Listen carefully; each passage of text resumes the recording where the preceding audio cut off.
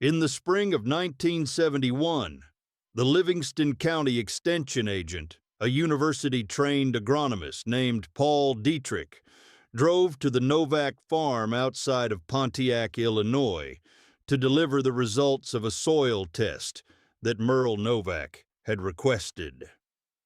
Paul spread the lab report on the kitchen table, pointed at the nutrient numbers, and told Merle something that 200 acres of black Illinois prairie soil was about to spend 30 years disproving. Your nitrogen is low, Merle. Phosphorus is adequate. Potassium is borderline. My recommendation is 180 pounds of anhydrous ammonia per acre for corn, 40 pounds of DAP, and 60 pounds of potash. Standard program. Same thing I'm recommending to every corn grower in the county.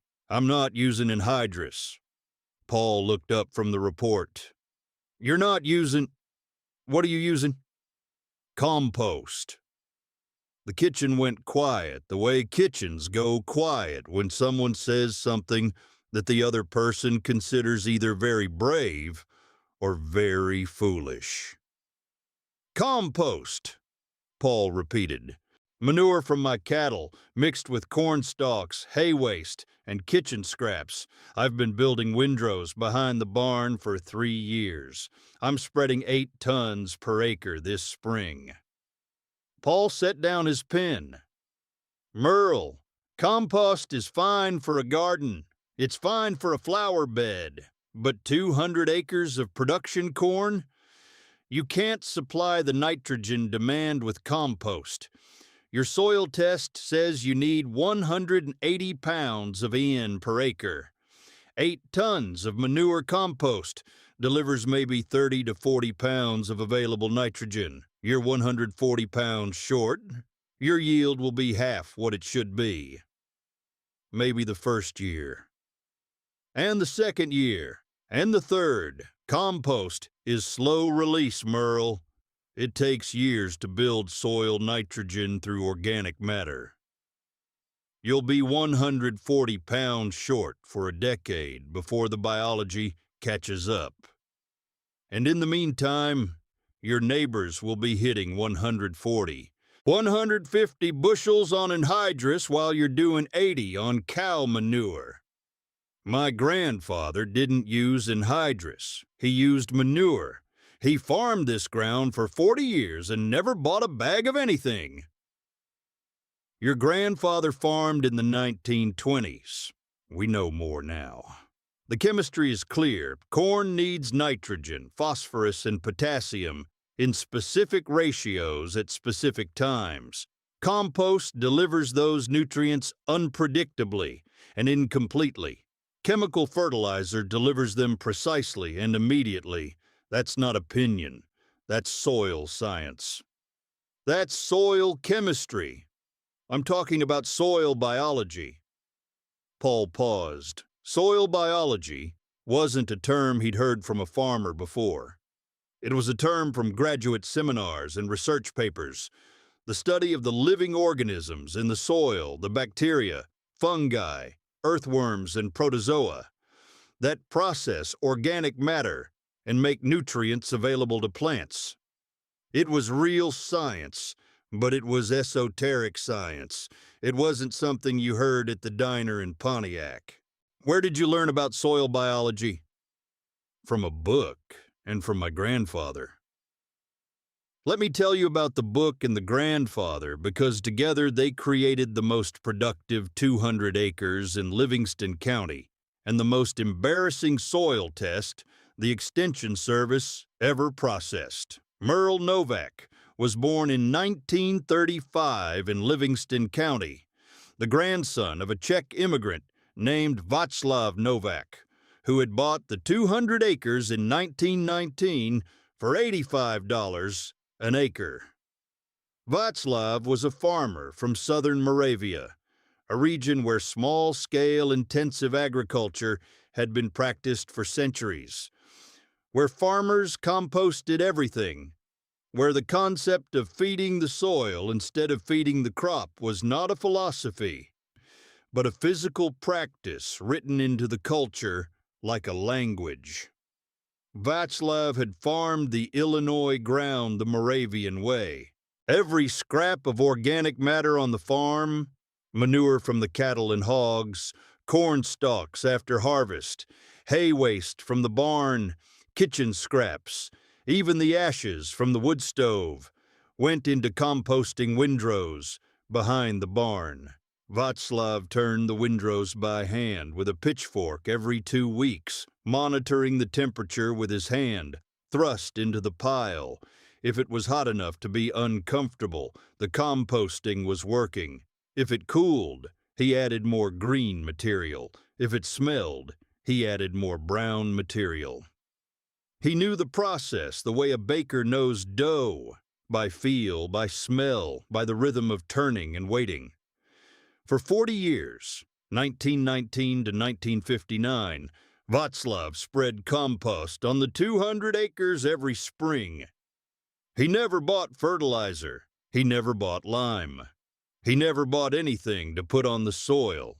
The compost supplied everything the soil needed, and the soil supplied everything the crops needed, and the crops supplied everything the cattle needed, and the cattle supplied everything the compost needed. A closed loop, nothing imported, nothing wasted, the Moravian way. Vatslav's yields were modest by the standards that would come later. 70 to 85 bushels of corn per acre through the 1930s and 40s, not the 140 to 160 bushels that chemical agriculture would eventually produce on neighboring farms. But Vatslav's costs were nearly zero. No fertilizer bill, no chemical inputs, no annual expense for soil amendments. His profit per bushel was higher than farmers producing twice as much corn at 3 times the cost. Vatzlav died in 1962. His son, Frank, Merle's father, had already begun transitioning to chemical fertilizer in the 1950s, seduced by the same promises that converted most of American agriculture: higher yields, less labor, precise nutrition, the modern way. Frank used anhydrous ammonia from 1955 until his death in 1968. Yields climbed to 110, 120, 130 bushels. The compost windrows were abandoned. The manure went onto the fields raw, unprocessed. The cycle broke. Merle took over in 1968 at the age of 33. He ran the chemical program for 3 years, 1968, 1969, 1970, because that's what his father had done, and that's what the extension agent recommended. He hit 135 bushels in 1970. Good yield. But his fertilizer bill was $4,200, nearly a quarter of his gross income on 200 acres.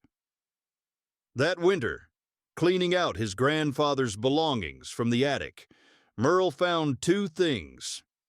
The first was Vatslav's composting journal, a notebook written in Czech, with soil observations, temperature records, turning schedules, and yield data going back to 1920.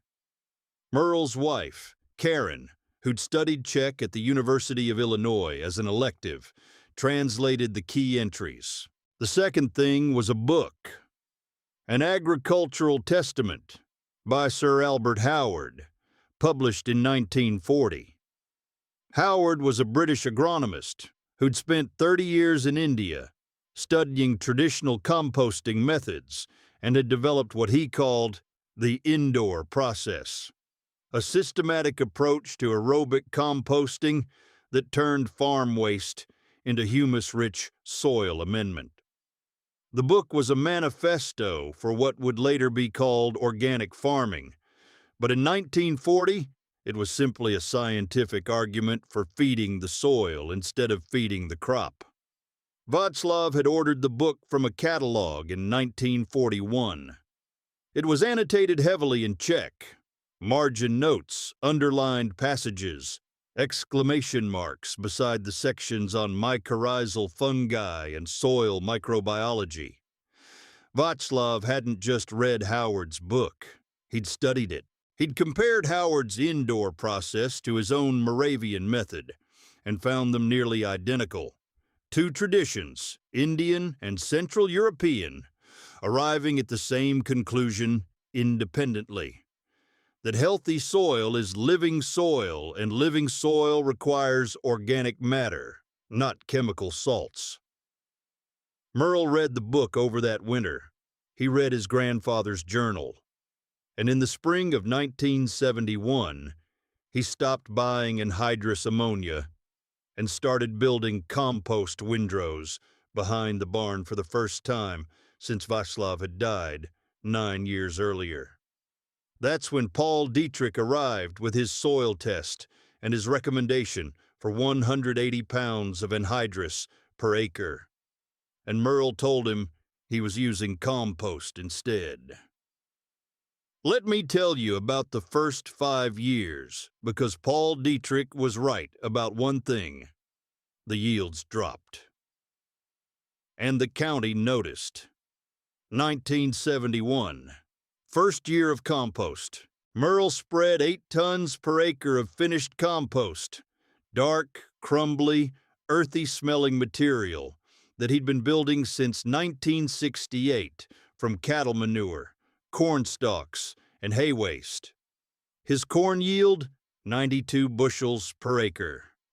County average on chemical fertilizer, 128. A gap of 36 bushels. Paul Dietrich drove past the field in August, noted the shorter, lighter green corn compared to the neighbors, and shook his head.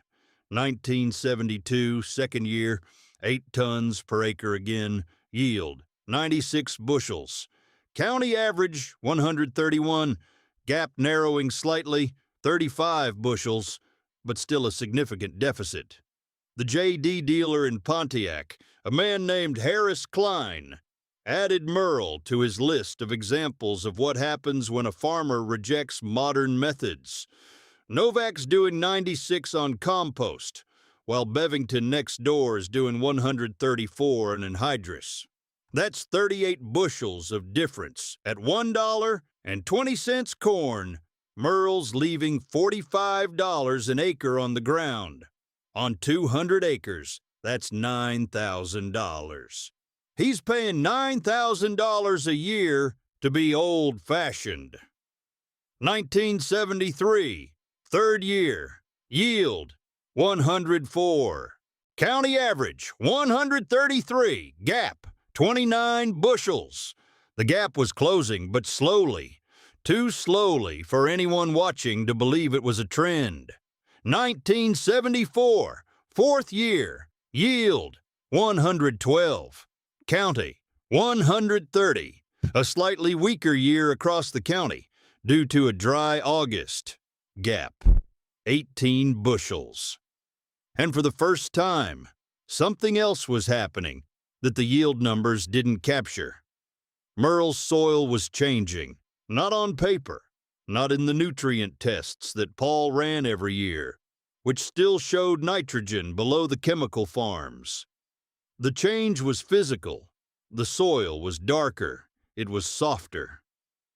A spade went into Merle's field with half the effort it took to push into the neighboring field. When it rained, Merle's field absorbed the water. You could see the difference from the road.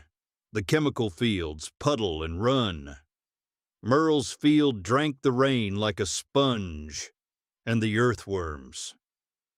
Merle counted them one afternoon in 1974, dug a 1-foot square hole, 12 inches deep, and counted the worms in the cube of soil. 23 earthworms. He dug the same hole in Bevington's field across the fence, 4 earthworms. The organic matter in Merle's soil, built by 4 years of compost, after 40 years of Vatzlav's composting before that, was feeding a biological community that the chemical fields didn't have. 1975, 5th year, Yield 118, county 136, gap 18 bushels, holding steady. But the economics were shifting. Merle's fertilizer cost $0, his compost cost, his own labor, and the manure from his cattle, which he was producing anyway. His neighbor's anhydrous bill had climbed from $18 per acre to $26 per acre as natural gas prices rose. On 200 acres, the neighbors were spending $5,200 on fertilizer. Merle was spending nothing. The yield gap was 18 bushels, $21.60 per acre at $1.20 corn. But the cost savings was $26 per acre in fertilizer. Merle was netting $4.40 more per acre than his chemical neighbors, with lower yields. That math took a while to reach the diner, but it got there. Let me tell you about what happened underground, because the invisible transformation is the real story, and it took a university soil scientist to see it. In 1982, 11 years into Merle's compost program, a soil scientist from the University of Illinois named Dr. Elaine Caldwell was conducting a statewide survey of soil organic matter levels. Organic matter, the percentage of the soil that's composed of decomposed plant and animal material, is the single most important indicator of soil health. It drives water retention, nutrient cycling, biological activity, and soil structure. In Illinois, the native prairie soils had originally contained 5 to 7% organic matter. A century of tillage and chemical farming had reduced most fields to 2.5 to 3.5%. Elaine's survey sampled 400 farms across the state. When the Novak sample came back from the lab, she thought there was an error. She had the lab run it again, same result.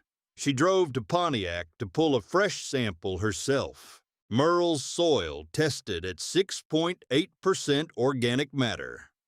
On farmland that had been in continuous row crop production since 1919, 6.8%. The state average was 3.1%.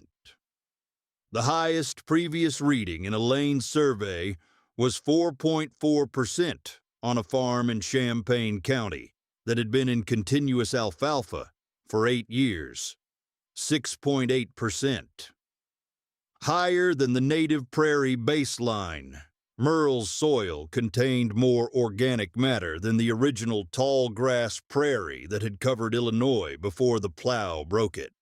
This isn't possible under continuous row cropping, Elaine told Merle, standing in his field with a soil probe in her hand.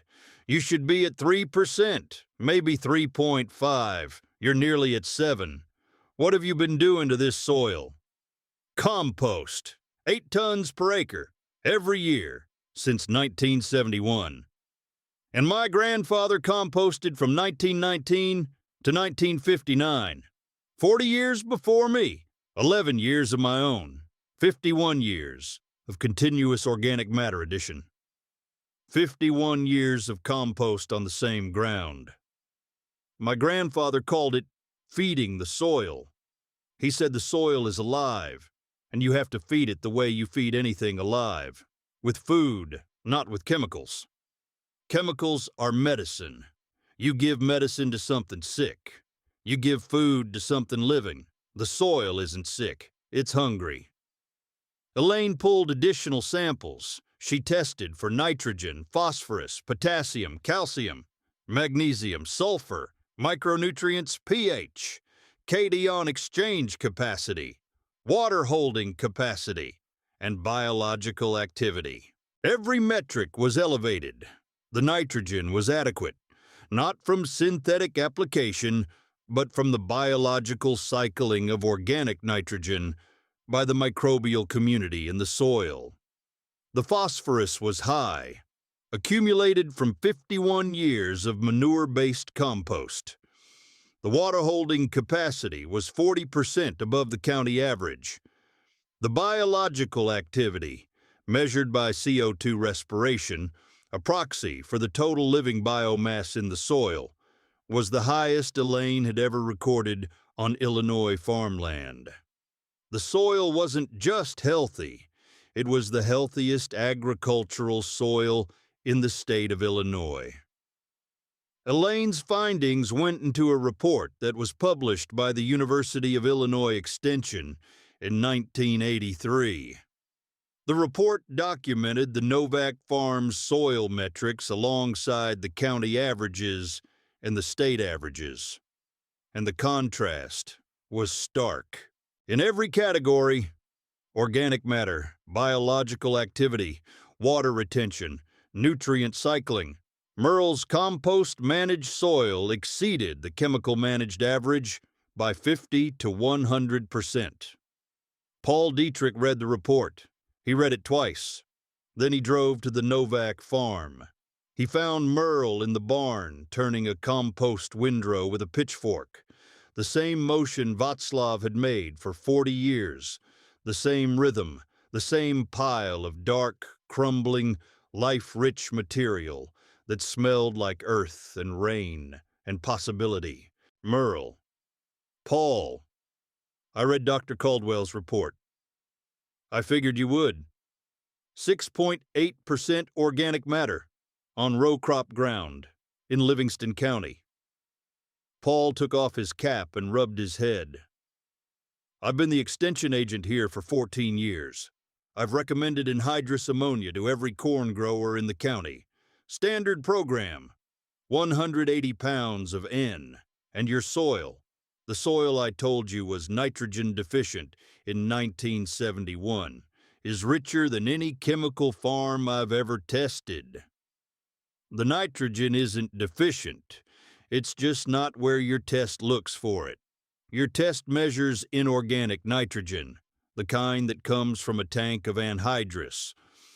My nitrogen is organic, locked in the biomass, the humus, the microbial community. The bacteria and fungi release it as the plants need it. It's a biological delivery system, not a chemical one, slower, less precise, but self-sustaining. Self-sustaining. I haven't bought nitrogen in 12 years. The soil makes its own. The compost feeds the biology feeds the crop residue feeds the compost, the cycle runs itself. Your anhydrous program feeds the crop directly and bypasses the biology. The crop grows, but the biology starves, and when the biology starves, the soil dies. And when the soil dies, you need more anhydrous every year just to maintain the same yield. You're not farming the soil, Paul. You're farming the fertilizer. Paul was quiet for a long time. He was an honest man. The kind of extension agent who'd rather be corrected than wrong.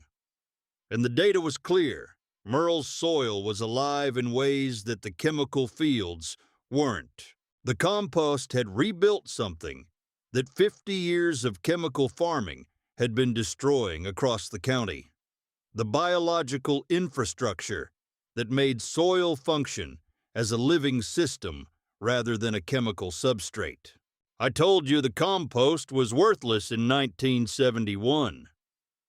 You told me it couldn't supply enough nitrogen for production corn. You were right in year 1. You were wrong by year 10. What changed in year 10? The biology caught up. The first 5 years, the compost was building the microbial community, feeding the bacteria, the fungi, the earthworms. The nutrients were going into biological infrastructure, not into the crop. That's why my yields were low. I was investing in the soil, not the harvest. By year 8, the biological community was large enough to cycle nutrients at the rate the crop demanded. By year 10, my yields matched the county. By year 12, this year, I'm at 138 bushels. 138 on compost. On living soil. The compost is just the food. The soil does the rest. Let me tell you about the yields from year 10 onward, because this is where the story stops being about one stubborn farmer and starts being about a system that outperforms the chemical model across every metric that matters. By 1981, year 10, Merle's yields had climbed to 132 bushels per acre. County average, 134, near parity. By 1983, Merle hit 138, while the county did 136. By 1985, Merle produced 144 bushels per acre, the highest yield in Livingston County that year, on a farm that hadn't purchased fertilizer since 1970. The crossover wasn't just yield, it was resilience. In the drought year of 1988, the worst in Illinois since 1936, when July rainfall was less than half an inch, the chemical farms in Livingston County averaged 62 bushels per acre. Corn was burned, stunted, ears half filled. The anhydrous had been applied in the spring, but without water to dissolve and transport the nutrients, the nitrogen sat in the soil unused. The plants starved in a field full of fertilizer. Merle's yield in 1988, 98 bushels per acre. 36 bushels above the county average, in the worst drought in 50 years. The reason was water. Merle's soil, 6.8% organic matter versus the county average of 3.1, held water the way a sponge holds water. Every percentage point of organic matter increases water holding capacity by approximately 20,000 gallons per acre. Merle's soil held an estimated 75,000 more gallons of water per acre than the county average. In a normal year, that extra water was a margin of comfort. In a drought year, it was the difference between a crop and a catastrophe. The 1988 drought proved something that no normal year could prove: that soil health mattered more than fertilizer input when the weather turned hostile. Chemical fertilizer works when everything else works: when rain falls, when temperatures cooperate, when the growing season proceeds on schedule. When conditions go wrong, the chemical farmer has nothing to fall back on except the hope that next year will be better. The compost farmer has 75,000 gallons of extra water per acre, stored in organic matter that he spent 20 years building. Harris Klein, the JD dealer who'd been tracking Merle's losses since 1972, sold his dealership in 1989. The farm crisis had weakened the business, and the 1988 drought had finished it. Half his customers had lost their crops. Many couldn't make their equipment payments. The machines Harris had sold on credit were being repossessed. The business model that depended on high input, high yield, high cost agriculture was collapsing because the weather had refused to cooperate for one season. Merle's equipment costs hadn't changed. The Farmall 560 was paid for. The manure spreader was paid for. The pitchfork was paid for. His total annual input cost, all of it, was diesel fuel, seed corn, and property tax. Maybe $6,000 on 200 acres. His neighbors were spending $14,000 to $18,000 on fertilizer, herbicide, and pesticide before they even started the tractor. Let me tell you about the conversation between Harris Klein and Merle Novak, because it happened at the co-op in 1989, and it's the scene that closes the equipment dealer's part of this story. Harris had closed the dealership 2 months earlier. He was working as a machinery appraiser for a farm credit company, evaluating the equipment on distressed farms, assigning values to the machines being repossessed. It was grim work. Every farm he walked onto was a family losing everything. He ran into Merle at the co-op. They hadn't spoken directly in years. Harris had been content to mock Merle's methods from a distance, and Merle had been content to ignore the mockery and keep composting. Merle. Harris. I'm out of the dealership. I heard. The drought killed it. Half my customers lost their crops. They couldn't make payments. I couldn't make mine. I'm sorry about that. Don't be. I sold machines that required $18,000 a year in chemical inputs to justify. When the drought killed the chemistry, the machines became useless. The whole system, the equipment, the fertilizer, the loans. It only works when the weather works. When the weather fails, everything fails. Everything except the soil. Everything except your soil. You did 98 bushels in the drought. My best customers did 62. You beat them by 36 bushels in the worst year anyone can remember, and your input cost was, what? $6,000? About that. Theirs was $18,000, plus equipment payments of $12,000 to $15,000. Plus operating loan interest. They were spending $35,000 a year to farm 200 acres. And in a drought year, they grossed $16,000, negative $19,000. You spent $6,000 and grossed $25,000, positive $19,000. The soil doesn't charge interest, Harris laughed, a tired laugh. The laugh of a man who's spent 20 years selling a system and is now watching it collapse. The soil doesn't charge interest. That's the whole story, isn't it? The fertilizer company charges, the equipment dealer charges, the bank charges, the seed company charges. Everyone charges, except the soil. The soil just gives, as long as you give back. My grandfather said it in Czech. Půda živá, the soil is alive. Feed it, and it feeds you. Starve it, and it starves you. There's no third option. Let me tell you about what happened to the Novak soil after 30 years, because the long-term data is where compost goes from alternative method to documented miracle. In 2001, 30 years after Merle started composting, the University of Illinois returned to the Novak farm for a follow-up study. Dr. Elaine Caldwell had retired, but her successor, Dr.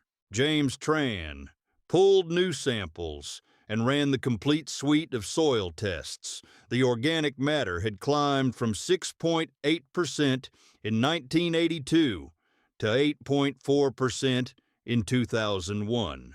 30 years of continuous compost addition on top of Vatzlav's 40 years had pushed the soil to a level that Dr. Tran had never seen on any agricultural land in his career. 8.4% organic matter. The native prairie baseline for central Illinois was 5 to 7%. Merle's soil had surpassed the virgin prairie. The biological activity metrics were off the charts. Earthworm density, 34 per cubic foot. County average, 6. Mycorrhizal colonization of corn roots, 78%. County average, 22%. CO2 respiration rate, the measure of total biological activity, was 3 times the county average. The water holding capacity was now estimated at 95,000 gallons per acre above the county average. Enough stored water to carry a corn crop through 6 weeks of drought without stress. And the yields? Merle's 30-year average was 126 bushels per acre. The county's 30-year average was 131. A 5-bushel deficit, less than 4%. But Merle's input cost over 30 years was effectively zero for fertility. The county's cumulative fertilizer cost over 30 years, at an average of $22 per acre, was $132,000 on 200 acres. $132,000. That was the price the chemical farmers had paid to outproduce Merle by 5 bushels per acre. Over 30 years, on soil that was measurably dying while Merle's was measurably coming alive. Dr. Tran published the findings. The paper made the case in scientific language that Vatzlav Novak had made in Czech 80 years earlier.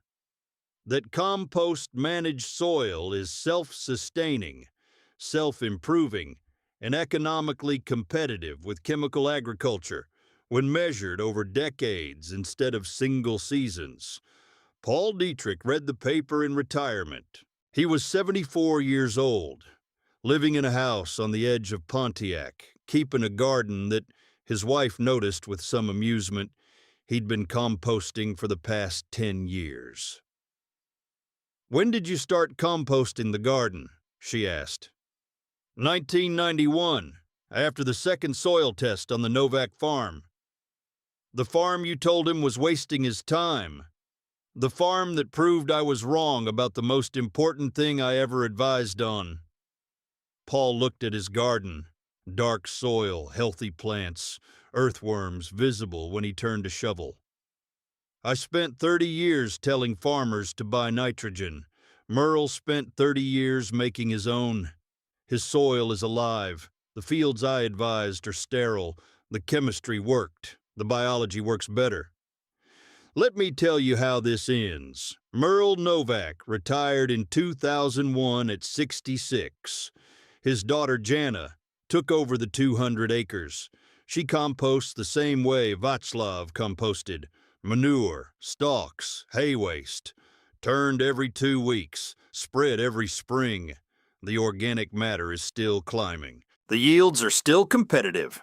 The fertilizer bill is still zero. The Farmall 560 is in the barn. Jana uses a modern case IH, but the 560 is maintained and started every spring. The manure spreader, a 1962 new idea that Merle bought used for $400, is still in service. Jana's rebuilt it twice. It does the same job it did in 1971, spreading the same compost on the same ground. Václav's composting journal is in a glass case in Jana's kitchen. The entries in Czech, translated by Karen, document 51 years of observations, temperatures, turning schedules, application rates, yield records, and one entry from 1943 that Jana reads to visitors.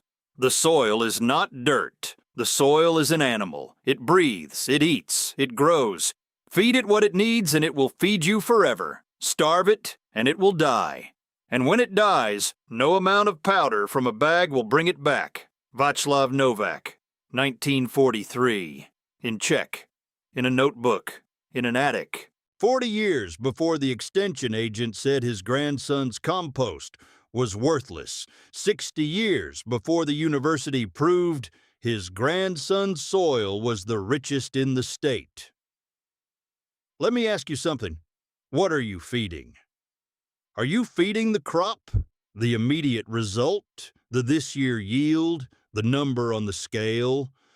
Or are you feeding the soil, the long game, the invisible infrastructure, the biological community that doesn't show results for 5 years but is still producing results 50 years later?